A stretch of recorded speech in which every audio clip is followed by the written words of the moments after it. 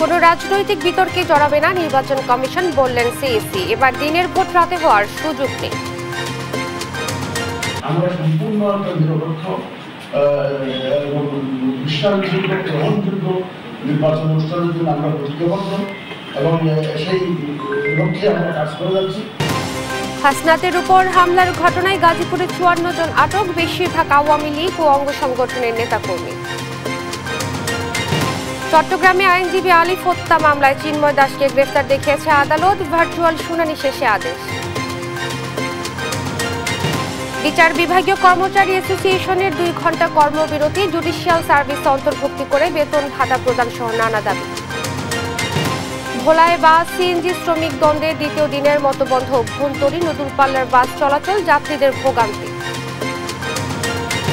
রাশিয়ার সঙ্গে যে কোনো মুহূর্তে যুদ্ধবিরতি সম্ভব, দাবি জেলেনস্কির। ইউক্রেনকে দমনে পারমাণবিক অস্ত্রের দরকার নেই, বললেন পুতিন।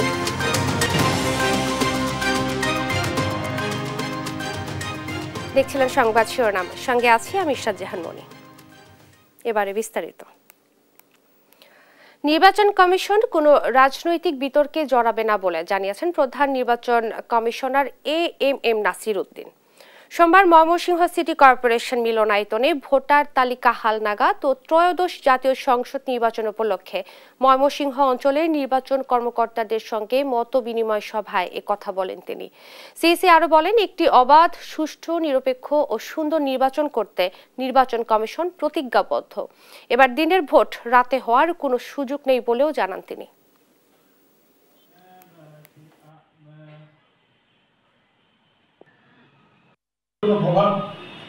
কোনো ধরনের কোনো চাপের কাছে আমরা মাথা ঘামাবো না। উৎসব মুখর পরিবেশে আমরা ভোট কেন্দ্রে যাব এবং নিরপেক্ষভাবে একদম নির্ভয়ে নির্দ্বিধা নিজের পছন্দের প্রার্থীকে আমরা ভোট দিতে পারবো। সে লক্ষ্যে নির্বাচন কমিশন আপনাদের পাশে আছে। নির্বাচন কমিশন থেকে যত সিদ্ধান্ত আসে এটা কমিশনের সিদ্ধান্ত, কোনো ব্যক্তির সিদ্ধান্ত, কোনো একজন কর্মকর্তা বা কোনো একজন কমিশনারের সিদ্ধান্ত না, বা প্রধান নির্বাচন কমিশনের সিদ্ধান্ত না। গাজীপুরের বাসন সড়ক এলাকায় জাতীয় নাগরিক পার্টির মুখ্য সমন্বয়ক হাসনাত আবদুল্লাহর গাড়ি বহরে হামলার ঘটনায় এখন পর্যন্ত 54 জনকে আটক করেছে পুলিশ। রোববার রাতে নগরের চান্দনা চৌরাস্তা সহ বিভিন্ন এলাকা থেকে তাদের আটক করা হয়েছে বলে নিশ্চিত করেছেন গাজীপুর মহানগর পুলিশের অতিরিক্ত উপকমিশনার রবিউল ইসলাম। বলেন, হামলার পরপর দোষীদের গ্রেফতারে পুলিশের একাধিক টিম কাজ শুরু করে। রাতভর চান্দনা চৌরাস্তা সহ বিভিন্ন এলাকায় অভিযান চালায় তারা। অভিযানে সন্দেহভাজন 54 জনকে আটক করা হয়।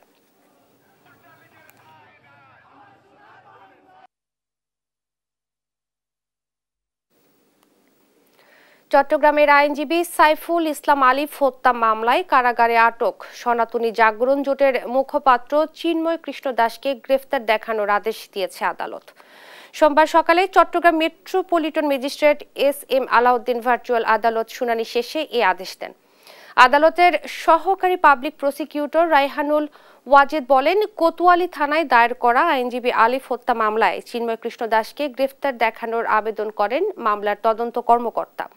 আদালত ভার্চুয়াল শুনানি শেষে এই আদেশ দেন।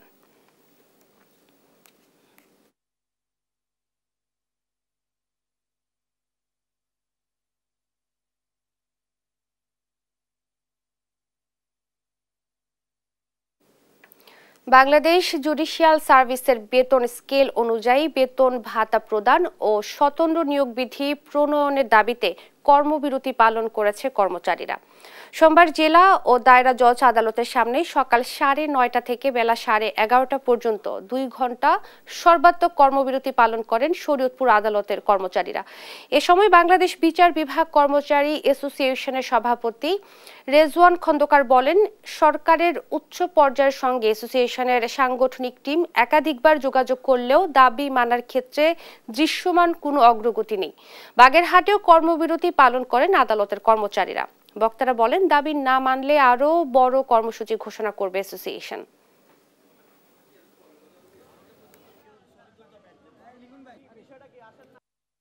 আমি 1997 সালে স্টেনোগ্রাফার হিসেবে জেলা ও দায়রা জজ কোর্টে যোগদান করেছি। আমার চাকরির বয়স 27 বছর, কিন্তু এখনো পর্যন্ত আমি কোনো প্রমোশন পাইনি। এদের মূল দাবি হচ্ছে সুপ্রিম কোর্টের অধীনে, বাংলাদেশের সুপ্রিম কোর্টের অধীনে আলাদা সচিবালয় করত বিচার বিভাগীয় কর্মচারীগণকে জুডিশিয়াল সার্ভিস বেতন স্কেলে আলোকে বেতন ভাতা প্রদান করতে হবে। মানে আমরা আরও কঠোর অবস্থানে যাব যদি আমাদের দাবি দেওয়া অতি সত্বর করা হয়। মানে আন্তর্জাতিক অপরাধ ট্রাইব্যুনালের সাবেক প্রসিকিউটর তুরিন আফরোজের রাজধানীর উত্তরার 5তলা বাড়িতে তার মা শামসুন নাহার বেগম, ভাই শিশির আহমেদের বসবাস করতে বাধা নেই। এ নিয়ে বিচারিক আদালতের স্থিতি অবস্থার আদেশ বাতিল করে হাইকোর্টের আদেশ বহাল রেখেছেন আপিল বিভাগ।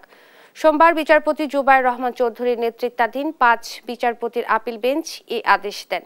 এর আগে 19 ফেব্রুয়ারি হাইকোর্টের বিচারপতি মোহাম্মদ সেলিমের একক বেঞ্চ বিচারিক আদালতের স্থিতাবস্থার আদেশ বাতিল করে রায় দেন। এর ফলে ওই বাড়িতে শামসুন নাহার বেগম ও শিশির আহমেদের বসবাসের ক্ষেত্রে আর কোনো আইনগত বাধা নেই বলে জানান আইনজীবীরা। নিজের প্রভাব খাটিয়ে তাদেরকে ওই বাড়ি থেকে 2017 সালে বের করে দেন তুরিন আফরোজ। মা এবং ভাইয়ের বিরুদ্ধে মামলাটা করেছিলেন। মামলাটা প্রথমে করেছিলেন নিম্ন আদালতে। নিম্ন আদালতের রায় তুরিন আফরোজের পক্ষে যায়। পরবর্তীতে সেটা হাইকোর্ট তার বিপক্ষে রায় দেন জাজমেন্টের মাধ্যমে, এবং সেই জাজমেন্টটাই সর্বোচ্চ আদালত আপিল বিভাগ বহাল রেখেছেন আছে। এর ফলে 80 ঊর্ধ্ব একটা অসহায় মহিলা, যিনি ডোর টু ডোর, যিনি স্ট্রিট টু স্ট্রিট ঘোরাফেরা করছিলেন অসহায়ের মতো, উনি ওনার নিজ বাড়িতে ঢোকার অধিকার ফিরে পেলেন। আইন এবং স্থানীয় সরকার মন্ত্রণালয়ের টানাপোড়েনে ঝুলে আছে সদ্য ঘোষিত ঢাকা দক্ষিণ সিটি কর্পোরেশনের মেয়র ইশরাক হোসেনের শপথ। উচ্চ আদালতের রায় এবং নির্বাচন কমিশনের প্রজ্ঞাপনের পরও ক্ষমতা হস্তান্তরে সরকারের একটি মহল সহযোগিতা করছে না বলে অভিযোগ করেন ইশরাক হোসেন। দেশ টিভিকে দেয়া সাক্ষাৎকারে তিনি বলেন, জনগণের আশা আকাঙ্ক্ষার প্রতি শ্রদ্ধা রেখেই শীঘ্রই শপথের বিষয়টি চূড়ান্ত করবে স্থানীয় সরকার মন্ত্রণালয়। তাইফুর রহমান তুহিনের প্রতিবেদন। 2020 সালে ঢাকা দক্ষিণ সিটি কর্পোরেশন নির্বাচনে অংশ নেন বিএনপির মনোনীত প্রার্থী অবিভক্ত ঢাকার সাবেক মেয়র সাদিক হোসেন খোকার ছেলে ইশরাক হোসেন। সেই নির্বাচনে আওয়ামী লীগ মনোনীত প্রার্থী ফজলে নূর তাপস সহ সংশ্লিষ্টদের বিরুদ্ধে ক্ষমতার অপব্যবহার সহ ভোট কারচুপির অভিযোগে নির্বাচনী ট্রাইব্যুনালে মামলা করেন ইশরাক হোসেন। দীর্ঘ আইনি লড়াই চালিয়ে ফ্যাসিস্ট সরকারের বিদায়ের পর নিজের পক্ষে রায় পান তিনি। 27 এপ্রিল তাকে মেয়র ঘোষণা করে প্রজ্ঞাপন জারি করে নির্বাচন কমিশন। এরপরেও সরকারের একটি মহল ক্ষমতা হস্তান্তর নিয়ে সহযোগিতা করছে না বলে অভিযোগ করেন তিনি। রায় পাওয়ার পরবর্তী সময় থেকেই যতগুলো ধাপ আমরা পেরিয়েছি, প্রত্যেকটি ধাপে আমরা বাধার সম্মুখীন হয়েছি। সরকারের পক্ষ থেকে বাধা প্রদান করা হয়েছে। তারা কার পক্ষ নিল? আমার এই মামলার বিবাদী হলেন যে পতিত স্বৈরাচারী সরকার হাসিনার আত্মীয় তাপস, সিসি নুরুল হুদা। তাদের পক্ষে এই সরকারের কেন মায়া কান্না হবে? এটা একটা বড় প্রশ্ন জাগে।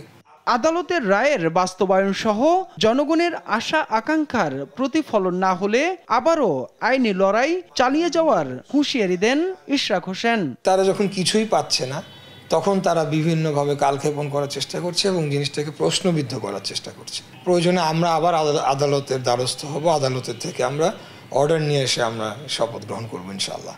এদিকে ইশরাক হোসেনের মেয়র হিসাবে মেয়াদকাল যাই হোক না কেন তার কাছে ক্ষমতা হস্তান্তর করা উচিত বলে মনে করেন স্থানীয় সরকার সংস্কার কমিশনের অন্যতম সদস্য ডক্টর তোফায়েল আহমেদ। কোর্টের প্রতি আপনার সম্মান করতে হবে। ইলেকশন কমিশন একটা ইন্ডিপেন্ডেন্ট ইনস্টিটিউশন, তারা যদি প্রজ্ঞাপন দিয়ে থাকে তারা না বুঝে দেওয়া নিত, তাহলে he should go and sit. Remaining period যেটা আছে সেটার জন্য হবে, অসুবিধা নেই। তাহলে অন্তত আইনের শাসন হলো এটা, এখানে কোনো গরিমসির কোনো অবকাশ নেই। তাইফুর রহমান তুহিন, দেশ টিভি, ঢাকা। প্রধান উপদেষ্টা ডক্টর মোহাম্মদ ইউনূসের কাছে প্রতিবেদন জমা দিয়েছে স্বাস্থ্য খাত সংস্কার কমিশন। সোমবার সকালে রাষ্ট্রীয় অতিথি ভবন যমুনায় এ প্রতিবেদন জমা দেন কমিশন সদস্যরা। 2024 সালের 17 নভেম্বর অধ্যাপক একে আজাদ খানকে প্রধান করে 12 সদস্য বিশিষ্ট স্বাস্থ্য খাত সংস্কার কমিশন গঠন করে অন্তর্বর্তী সরকার। কমিশনের সদস্য করা হয় অধ্যাপক ডাক্তার জাকির হোসেন, অধ্যাপক ডাক্তার লিয়াকত আলী, অধ্যাপক ডাক্তার সায়েবা আক্তার, অধ্যাপক ডাক্তার নায়লা জামান খান, সাবেক সচিব SM রেজা, অধ্যাপক ডাক্তার মোজাহেরুল হক, ডাক্তার আজহারুল ইসলাম খান, অধ্যাপক ডাক্তার সৈয়দ মোহাম্মদ আকরাম হোসেন, অধ্যাপক ডাক্তার সৈয়দ আতিকুল হক, ডাক্তার আহমেদ এহসানুর রহমান ও ঢাকা মেডিকেল কলেজের 5ম বর্ষের শিক্ষার্থী উমায়ের আফিফকে।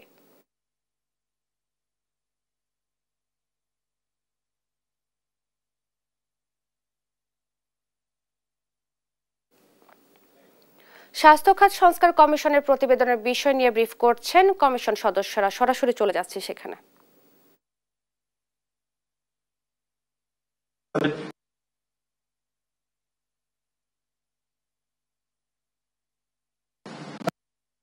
আপনি জানেন স্বাস্থ্য কমিশনের ক্ষেত্রে বাংলাদেশ অনেক পিছিয়ে আছে, কমপক্ষে বাজেটের 1%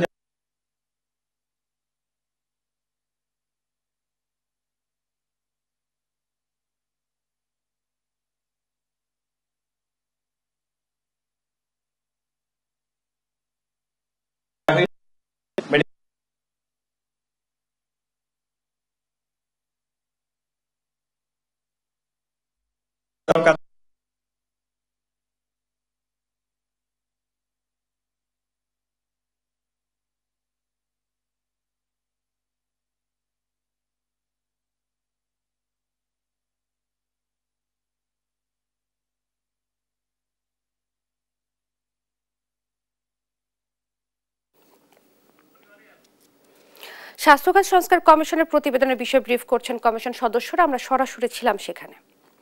রাজধানীর গাবতলী গরুর হাট দখল করেছেন সোহেল নামে ছাত্রদলের এক নেতা। দেশ টিভির অনুসন্ধান বলছে, ঢাকা উত্তর সিটি কর্পোরেশনের দরপত্রে 5ম হয়েও বিএনপি নেতা SS সিদ্দিক সাজর হয়ে হাটটি দখলে নিয়েছেন তিনি। নীতিমালা ভঙ্গ করে খাস আদায়ের নামে এমন দখলকেই পৃষ্ঠপোষকতা করছে খোদ ঢাকা উত্তর সিটি কর্পোরেশন। বিষয়টি নিয়ে ক্ষুব্ধ দরদাতারা। এম এ আজিমের রিপোর্ট, ক্যামেরা ছিলেন সানোয়ার হোসেন। দলবল নিয়ে গাবতলী গরুরহাট দখলে নিয়েছে সোহেল রহমান, ঢাকা মহানগর পশ্চিম ছাত্রদলের সাবেক সাধারণ সম্পাদক। ঘটনার সত্যতা অনুসন্ধানে গাবতলী গরুরহাটে দেশ টিভি টিম। হাসিল ঘরে হাসিল তুলছে এরা কারা জানতে চাইলে নিজেরাই জানান, ইজারাদার নেই, তারা নিয়ন্ত্রণে নিয়েছেন গরুরহাট। সে বলতে পারবে, আমরা তো একবার কিছু বলতে পারবো না। নিয়ন্ত্রণের নামে দখলের নেতৃত্বে উঠে আসে বিএনপি নেতা সোহেল রহমানের নাম। আমাদের এখানে হাটে টোটাল 12-13 জন আছে, তো সবার একজন লিডার থাকে না, দেখা গেছে আপনার ক্যাপ্টেন হিসেবে আর কি। আর কি ক্যাপ্টেনটা কে? এক ভাই আছে, বড় ভাই সোহেল ভাই। উনি কে? মানে উনি জব করতেছে এখানে এখন, উনি তো পার ডে হিসেবে। এবার সোহেলের মুখোমুখি হতে চাই আমরা। অফিস কক্ষে ঢুকতেই দেশ টিভির ক্যামেরা দেখে সটকে পড়েন সোহেল। দীর্ঘ অপেক্ষার পর ছাগলের হাটে পাওয়া যায় তাকে। তবে তার দাবি খাস আদায় করছে সিটি কর্পোরেশন। তারা দিনমজুর হিসেবে কাজ করছেন। আপনার ভিতর বসা ছিলেন না? ছিলাম, আমরা তো ডেইলি বেসিস। তবে হাটের ব্যবসায়ী পাইকাররা বলছেন, সিটি কর্পোরেশনের দোহাই দিয়ে দারুসালাম থানা বিএনপির আহ্বায়ক SS সিদ্দিক সাজুর হয়ে হাট দখলে নিয়েছে সোহেল। সিটি কর্পোরেশনে এখন চালায় না। 14 তারিখ 15 তারিখ থেকে মনে হয় অন্য হানিফ সাহেব শুনছিলাম, হানিফ সাহেব, তারপরে ওই যে সাজু সাহেব, ওনারা এটা নিয়ে মারামারি ধরাধরি হইতেছে। ওরা কি হইতেছে আল্লাহ জানে। মানে মারামারি ধরাধরি মানে সরকার ওদিকে বেতাল হইতেছে। ঝামেলা টামেলা হয়েছিল বড় এখানে? মারামারি হয়েছিল না? এমনি তো কোনো গ্যাঞ্জাম না, কিন্তু আইসা বিএনপি আলাদা নিয়েছিল। আর দেশ টিভির অনুসন্ধান বলছে, নিজেকে দিনমজুর হিসেবে দাবি করা সোহেল রহমান ঢাকা মহানগর পশ্চিম ছাত্রদলের সাবেক সাধারণ সম্পাদক। দারুসালাম থানা বিএনপির আহ্বায়ক SS সিদ্দিক সাজুর একান্ত কর্মী তিনি। সিদ্দিক গাবতলী গরুরহাটের দরপত্রে অংশ নিয়ে 5ম হয়েছেন, অথচ দরপত্রে 1ম হয়েও হাটে ঢুকতে পারছে না আরাত মোটর। ভীত অবস্থা আছি যে কি হয়, এটা কি করে। কারণ আমরা যেহেতু সর্বোচ্চ করদাতা, সর্বোচ্চ আমরা হাইট বিটার, আমাদেরকে দেওয়ার কথা, আমাদেরকে না দেওয়া এখন ডিপার্টমেন্ট কালেকশন কথা বলে বহিরাগত লোকদের টাকা উঠে দিচ্ছে। দেশ টিভির হাতে আসা ঢাকা উত্তর সিটি কর্পোরেশনের একাধিক নথিপত্র বলছে আরাত মোটর সর্বোচ্চ দরদাতা। তাকে হাটের ইজারা বুঝিয়ে দিতে সুপারিশ করেছে ঢাকা উত্তর সিটি কর্পোরেশনের দরপত্র মূল্যায়ন কমিটি। তাহলে কেন সর্বোচ্চ দরদাতাকে রেখে দরদাতা হিসেবে পঞ্চম হওয়া ব্যক্তিকে বেছে নিল সিটি কর্পোরেশন? প্রশ্ন ছিল ঢাকা উত্তর সিটি কর্পোরেশনের প্রশাসকের কাছে। আপনি কি আমাদের ক্যাশে এর বাইরে সিটি কর্পোরেশনের লোকের বাইরে কাউকে দেখেছেন? হ্যাঁ, আপনাদের টোল যে ইজারার যে ঘর, হ্যাঁ, সে ঘরের মধ্যে ঘরটাও সে দখলে রেখেছে, এমনকি আমরা সেইভাবেও দেখেছি। আমি দেখতেছি এটা হওয়ার কথা না। যদি হয়ে থাকে আমরা এর ব্যবস্থা নেব। এটা আমরা খাস কালেকশন করছি নিজেরা, এখানে অন্য কারো আসার সুযোগ নাই। মেজর প্রায়োরিটি হচ্ছে সরকারের রাজস্ব বেড়েছে কিনা। ঢাকা উত্তর সিটি কর্পোরেশনের লাভের দোহাই দিয়ে খাস আদায়ের দাবি করলেও হাট ইজারার নীতিমালা বলছে হাট সর্বোচ্চ দরদাতাকেই দিতে হবে। 3 বার দরপত্র আহ্বান করেও যদি সর্বোচ্চ দর সরকারি মূল্যের চেয়ে কম হয় তাহলে সিটি কর্পোরেশন নিজেরা খাস আদায় করতে পারবে। তবে দরপত্রে অংশ নেয়া আরাত মোটর সরকারি মূল্যের থেকেও 7,63,20,700 টাকা দর বেশি দিতে চেয়েছে। এম এ আজিম, দেশ টিভি, ঢাকা। দেখছেন সংবাদ দুপুর। চাঁপাইনবাবগঞ্জ ও ঢাকার মধ্যে চলাচল করা বনলতা এক্সপ্রেস ট্রেনের একটি বগি লাইনচ্যুত হয়েছে। সোমবার সকাল 7টার দিকে রাজশাহী রেলওয়ে স্টেশনে এ ঘটনা ঘটে। প্রত্যক্ষদর্শীরা জানায় বনলতা এক্সপ্রেস ট্রেনটি ঢাকার উদ্দেশ্যে সকালে চাঁপাইনবাবগঞ্জ থেকে যাত্রা করে। রাজশাহী রেল স্টেশনে পৌঁছালে একটি বগির চাকা ভেঙে লাইনচ্যুত হয়। এতে প্রাথমিকভাবে হতাহতের খবর পাওয়া যায়নি। অন্যান্য ট্রেন চলাচলও স্বাভাবিক আছে। তবে বনলতা এক্সপ্রেসের যাত্রা বিলম্ব হবে বলে জানান Rajshahi railway station manager Shahidul ইসলাম।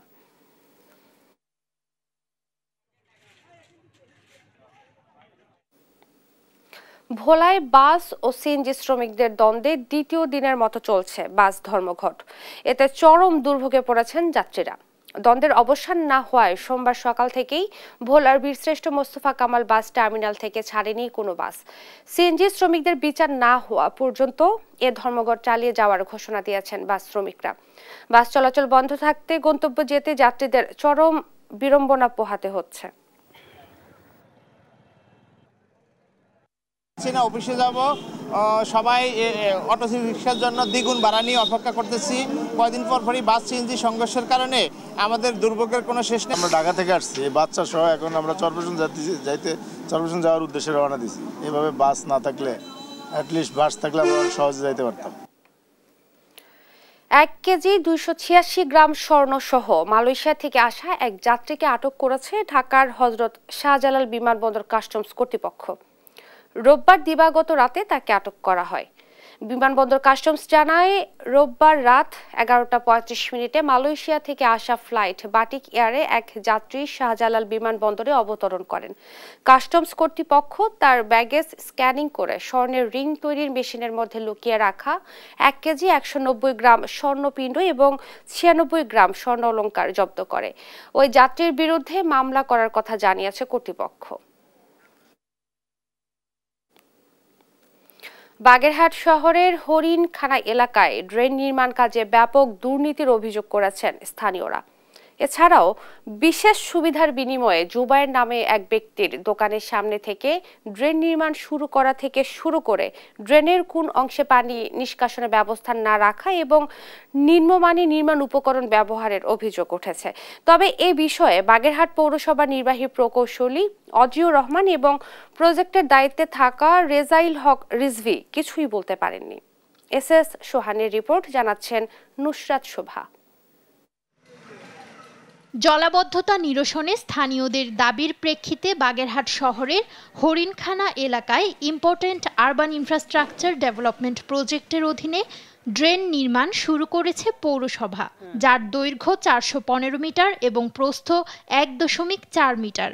নির্মাণ ব্যয় ধরা হয়েছে 1,10,68,000 টাকা। এরই মধ্যে ড্রেনটির বেশ কিছু অংশ দৃশ্যমানও হয়েছে। তবে এই ড্রেন নিয়ে স্থানীয়দের রয়েছে বিস্তর অভিযোগ। যেমন মল্লিকবাড়ির মোড় থেকে ড্রেন শুরু হওয়ার কথা থাকলেও প্রকৌশলী ও ঠিকাদার কোনো এক বিশেষ সুবিধার বিনিময়ে জোবাইর নামে এক ব্যক্তির দোকানের সামনে থেকে ড্রেন নির্মাণ শুরু করেছেন। তবে ড্রেনের কোনো অংশেই নেই পানি নিষ্কাশনের ব্যবস্থা। ফলে জলাবদ্ধতা নিরসনে এই ড্রেন কোনো কাজেই আসবে না বলছে স্থানীয়রা। মল্লিকবাড়ির মোড়ের থেকে কাজটা শুরু না করে ওই কৃষ্ণনগরের মাথায় ওই জোবাইরের দোকানের মাথায় যেখানে উঁচু জায়গা ওইখানে নিয়ে গেছে। আর যেখানে আমরা পানিতে ডুবে থাকি এখানে আমাদের আর ড্রেন হচ্ছে না, এই মাথার কাজ কাটে ওই মাথায় নিয়ে গেছে। আমাদের এই জায়গা পানি নিষ্কাশন হবে না, আমরা ডুবে মরব, আমরা এই ঘর বাড়ি সব ডুবে যাবে। অভিযোগ রয়েছে নিম্নমানের নির্মাণ উপকরণ ব্যবহারেও। সিলেকশন বালি দেওয়ার কথা, সিলেকশন বালি না দিয়ে লোকাল বালি দিয়ে কাজ সেরে যাচ্ছে। অপরিকল্পিতভাবে ড্রেন নির্মাণের বিষয়ে জানতে চাইলে বাগেরহাট পৌরসভার নির্বাহী প্রকৌশলী অজিউর রহমান এবং প্রজেক্টের দায়িত্বে থাকা রেজাইল হক রিজভী ক্যামেরার সামনে কথা বলতে রাজি হননি। শুধু নির্মাণাধীন এই ড্রেনটি নয়, বাগেরহাট পৌরসভার জলাবদ্ধতা নিরসনে গেল কয়েক বছরে নির্মাণ করা বেশিরভাগ ড্রেনই অপরিকল্পিতভাবে তৈরি করা হয়েছে বলে জানায় স্থানীয়রা। নিউজ ডেস্ক, দেশ টিভি। ভরাট আর দখলে বিলীন হওয়ার পথে এক সময়ের খরস্রোতা মৌলভীবাজারের বরাক নদী 2018 সালে অপরিকল্পিত খনন কার্যক্রমে টাকার অপচয় হলেও প্রাণ ফেরেনি নদীটিতে। বরং শুষ্ক মৌসুমে নিম্নাঞ্চলের মানুষের জন্য এটি রূপ নেয় ময়লার ভাগাড়ে, আর বর্ষার জলাবদ্ধতায় গলার কাটায়।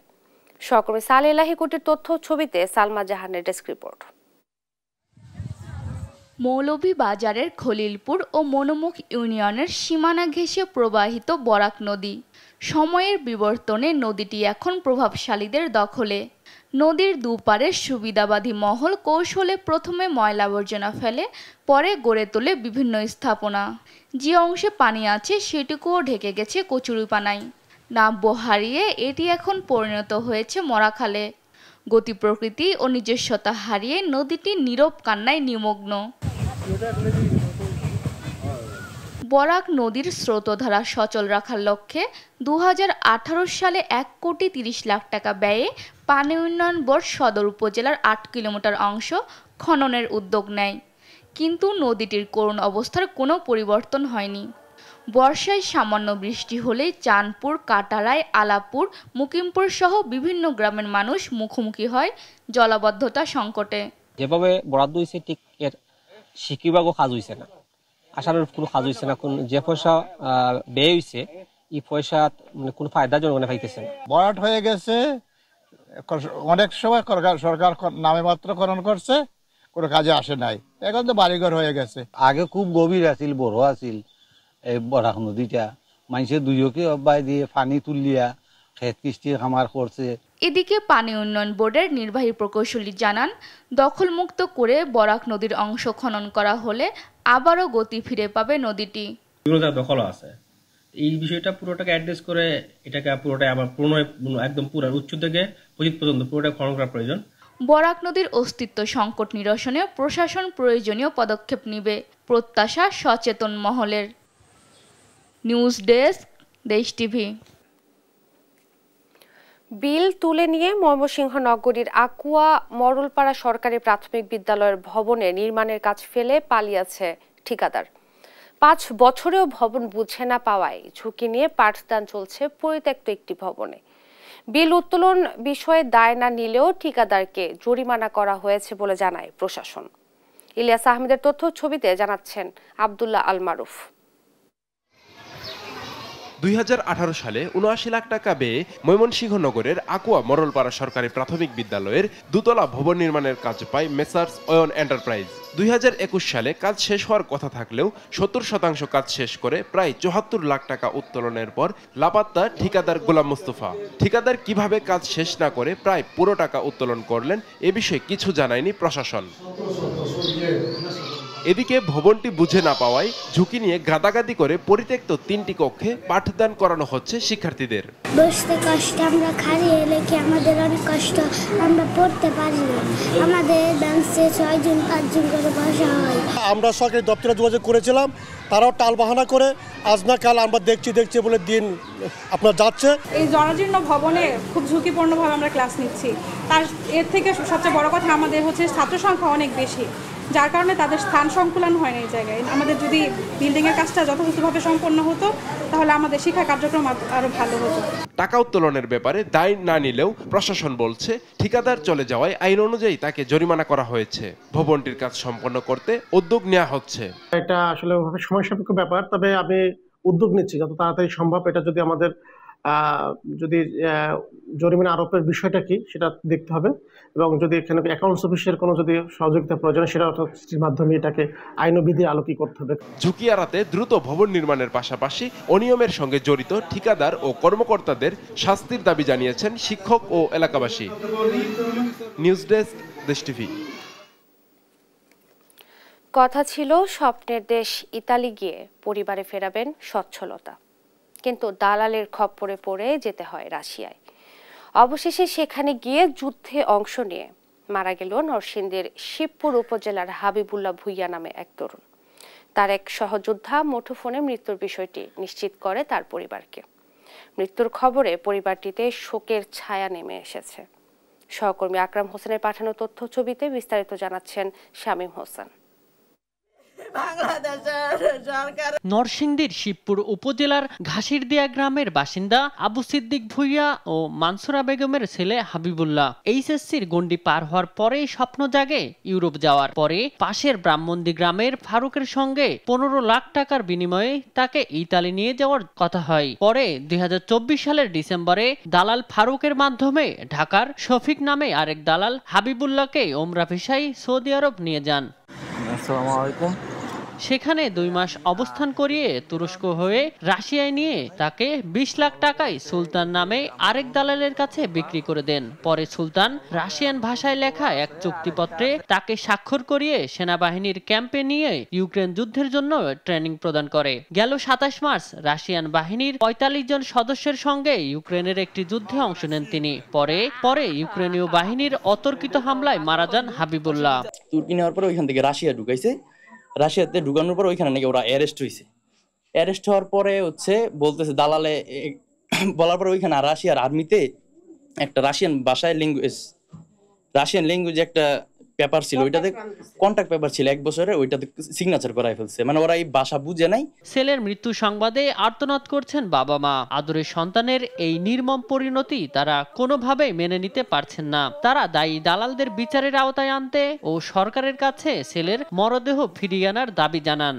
সবকিছু শফিকের সল্লাপাল্লা পাইয়া এবং শফিকে আমাদেরকে আমার লগে দেখা না করাইয়া মানি এই শফিকের পরামর্শ না হওয়া আমার ছেলেরাকে নিয়ে বিক্রি করছে। দালালের বিচার চাই আর আমার ছেলেকে আমার কাছে ফিরিয়ে দেখ সরকার। জেলা প্রশাসক জানান, পরিবার বিষয়টি জানালে পররাষ্ট্র মন্ত্রণালয় সহ যারা এই বিষয়ে কাজ করে তাদের সঙ্গে কথা বলে প্রয়োজনীয় ব্যবস্থা নেওয়া হবে। ওই পরিবারের পক্ষ থেকে তার ডিটেইলস যদি দেওয়া হয় তাহলে পরবর্তীতে আমরা সেই যে এজেন্সির মাধ্যমে গেছিল সেই এজেন্সির বিরুদ্ধে যদি আইনগত ব্যবস্থা নেওয়ার প্রক্রিয়া থাকে সেটা নেওয়া। দালালদের আইনের আওতায় এনে দৃষ্টান্তমূলক শাস্তির দাবি জানিয়েছে এলাকাবাসী। নিউজ ডেস্ক, দেশ টিভি। দেখছেন সংবাদ দুপুর। রাশিয়ার সঙ্গে যে কোনো মুহূর্তে যুদ্ধবিরতি সম্ভব। রোববার প্রাগে এক সংবাদ সম্মেলনে ইউক্রেনের প্রেসিডেন্ট জেলেনস্কি আরও বলেন, যুদ্ধবিরতি কার্যকরের জন্য রাশিয়ার উপর আমেরিকা ও ইউরোপের চাপ অব্যাহত রাখতে হবে। আবার ইউক্রেনকে দমনের জন্য পারমাণবিক অস্ত্রের দরকার হবে না বলেও জানান পুতিন। এদিকে মস্কোর আবাসিক ভবনে ভয়াবহ বিস্ফোরণে প্রাণ হারিয়েছেন 2 রুশ নাগরিক। আরবিদ আফসারের রিপোর্ট। গেল কয়েক বছরের রুশ ইউক্রেন যুদ্ধের ভয়াবহতা কেড়েছে কয়েক লাখ সেনাসহ অসংখ্য বেসামরিক নাগরিকের প্রাণ। যুদ্ধবিরতির জন্য রাশিয়ার উপর চাপ দিচ্ছে পশ্চিমা বিশ্ব। মস্কো ও কিয়েভের মধ্যে মধ্যস্থতাকারী হিসেবে কাজ করছে যুক্তরাষ্ট্র। তার উপর ইউরোপভুক্ত দেশগুলোর দ্বারে দ্বারে ঘুরে বেড়াচ্ছেন প্রেসিডেন্ট জেলেনস্কি। সম্প্রতি এ ইস্যু নিয়ে চেক প্রজাতন্ত্র সফরে যান তিনি। রোববার প্রেসিডেন্ট পেতর পাভেলের সঙ্গে প্রাগের এক যৌথ সংবাদ সম্মেলনে জেলেনস্কি বলেন, রাশিয়ার সঙ্গে যে কোনো মুহূর্তে যুদ্ধবিরতি সম্ভব। আমরা বিশ্বাস করি রাশিয়ার সঙ্গে যুদ্ধবিরতি আজকে থেকেই শুরু করে টানা 30 দিন পর্যন্ত অব্যাহত রাখা যাবে, কিন্তু তারা স্বল্প যুদ্ধবিরতির কথা বলে রুশরা কয়েকদিনের মধ্যে অসংখ্য হামলা চালিয়েছে। যুদ্ধবিরতি কার্যকরের জন্য রাশিয়ার উপর আমেরিকা ও ইউরোপের চাপ অব্যাহত রাখতে হবে। এদিকে যুদ্ধে ইউক্রেনকে দমনের জন্য পারমাণবিক অস্ত্রের ব্যবহারের দরকার নেই বলে মনে করেন রুশ প্রেসিডেন্ট ভ্লাদিমির পুতিন। রোববার রাশিয়ার রাষ্ট্রীয় গণমাধ্যমকে দেয়া এক সাক্ষাৎকারে তিনি বলেন, মস্কোর শক্তির উপর তার যথেষ্ট ভরসা আছে। আমাদেরকে উস্কে দিয়ে একটি ভুল পদক্ষেপ কিংবা সিদ্ধান্তের সুযোগ প্রতিপক্ষ হাতিয়ে নিতে চেয়েছিল, কিন্তু আমরা তা হতে দেইনি। আমি মনে করি এই যুদ্ধে পারমাণবিক অস্ত্রের দরকার হবে না। 2022-এ যে যুদ্ধ শুরু হয়েছে তা নিজ শক্তি দিয়ে কাঙ্ক্ষিত ফলাফল সহজেই অর্জন হবে। রুশ অঞ্চলগুলোকে ছোট ছোট দেশে বিভক্ত করে পশ্চিমা বিশ্ব রাশিয়াকে শেষ করে দেওয়ার পায়তারা করছে বলে অভিযোগ করেছেন রুশ প্রেসিডেন্ট। তিনি একাই পশ্চিমা বিশ্বের বিরুদ্ধে দাঁড়িয়েছেন বলে জানান তিনি। এদিকে মস্কোর আবাসিক ভবনে ভয়াবহ বিস্ফোরণে রোববার একাধিক মানুষ প্রাণ হারিয়েছে। আহতদের হাসপাতালে চিকিৎসা দেওয়া হচ্ছে। প্রত্যক্ষদর্শীরা জানান, গভীর রাতে বিস্ফোরণের শব্দে ঘুম ভেঙে যায় সবার। এতে ভবনে আগুন ধরে যায়। দমকল বাহিনী এসে এক পর্যায়ে আগুন নিয়ন্ত্রণে আনে। গ্যাস পাইপলাইন বিস্ফোরণের কথা উঠলেও এর সঙ্গে ইউক্রেনের কোনো সংশ্লিষ্টতা আছে কিনা তা খতিয়ে দেখছে পুতিন প্রশাসন। আরবেদ আফসার, নিউজ ডেস্ক, দেশ টিভি। তাইচি চীনের সবচেয়ে প্রাচীন মার্শাল আর্ট। দেশটির লি লিংহুন নামের তরুণী এই আর্টকে দিয়েছেন আধুনিক রূপ। অনলাইনে ভিডিও প্রকাশ করে সংস্কৃতিকে পৌঁছে দিয়েছেন তরুণ প্রজন্মের কাছে। তাসনিম ফাতেমার রিপোর্ট, জানাচ্ছেন নাসরিন আক্তার। তাইচি চীনের প্রাচীন মার্শাল আর্ট। মধ্য চীনের হেনান প্রদেশের তরুণী লি লিংহুই এই ঐতিহ্যকে দিয়েছেন নতুন রূপ। ব্যতিক্রমধর্মী ভিডিও ধারণ করে তার আর্টকে পৌঁছে দিয়েছেন তরুণ প্রজন্মের কাছে। 90 দশকে লি ওয়েনজিয়ানের চেনজিয়াগো গ্রামে জন্মগ্রহণ করেন, যা তাইচি এর উদ্ভাবন স্থান। মায়ের হাত ধরে ছোটবেলা থেকেই অনুশীলন করে আসছিলেন মৃদু ও ধীরগতির মার্শাল আর্ট। একসময় মায়ের দেয়া চ্যালেঞ্জ গ্রহণ করে শেখেন বেশ কিছু কৌশল। নিজেই এই নতুন কৌশলে মুগ্ধ হন লি। বিশ্ববিদ্যালয়ের প্রশিক্ষক হিসেবে তিনি বুঝতে পারেন তরুণ সমাজের কাছে চীনের প্রাচীন এই সংস্কৃতি ও ঐতিহ্যকে তুলে ধরার গুরুত্ব। সে লক্ষ্যে অনলাইন প্ল্যাটফর্মে তাইচি লিনার নামে শুরু করেন অনুশীলন প্রদান কার্যক্রম। জটিল গতিবিধিগুলো সহজ করার জন্য 13টি ধাপে প্রশিক্ষণ ভিডিও দেন লি। যোগব্যায়াম ও শারীরিক ব্যায়ামের সঙ্গে কৌশলগুলোর সাদৃশ্য রয়েছে। এর অংশ হিসেবে লানসাই ও সিল্ক রিলিং নামের 2 কৌশলকে দিয়েছেন আধুনিক রূপ। আমি যখন ছোট ছিলাম তাইচিকে মৃদু ও কোমল ভাবতাম। আমার মা তাইচির শক্তি সম্পর্কে বুঝিয়েছেন। একটি কৌশল ব্যবহার করে আমাকে 360 ডিগ্রি ঘুরিয়ে দিয়েছিলেন। প্রথমবারের মতো আমি তাইচির শক্তি অনুভব করেছি, যা আমাদের নিজেদের মধ্যেই লুকিয়ে থাকে। মার্শাল আর্ট তাইচি অলস ও ধীরগতির এমন ধারণা থেকে তরুণ প্রজন্মকে বের করে আনতে শুরু করেন ব্যতিক্রমধর্মী ভিডিও ধারণ। অনলাইনে ফ্যাশনেবল তাইচি নামে প্রকাশ করেন ভিডিও। চীনা সঙ্গীত, প্রাকৃতিক দৃশ্য, নান্দনিকতা ও ঐতিহ্যের মিশ্রণে তৈরি করেন প্রতিযোগিতামূলক ভিডিও। প্রায় 600টির বেশি সৃজনশীল ভিডিও প্রকাশ করে অনুপ্রাণিত করেন দর্শকদের। 90 দশকের পরের প্রজন্মগুলি ইতিমধ্যে আমাদের বিশাল ভক্ত হয়ে উঠেছে। আমি মনে করি এটি আসলে আমাদের সংস্কৃতিকে পুনরায় উজ্জীবিত করবে। লি বর্তমানে তাইচিকে ভিন্ন মাত্রা দিতে অন্যান্য প্রশিক্ষকদের অনলাইন প্রচারে সহযোগিতা করছেন। নিউজ ডেস্ক, দেশ টিভি। দেখছেন সংবাদ দুপুর।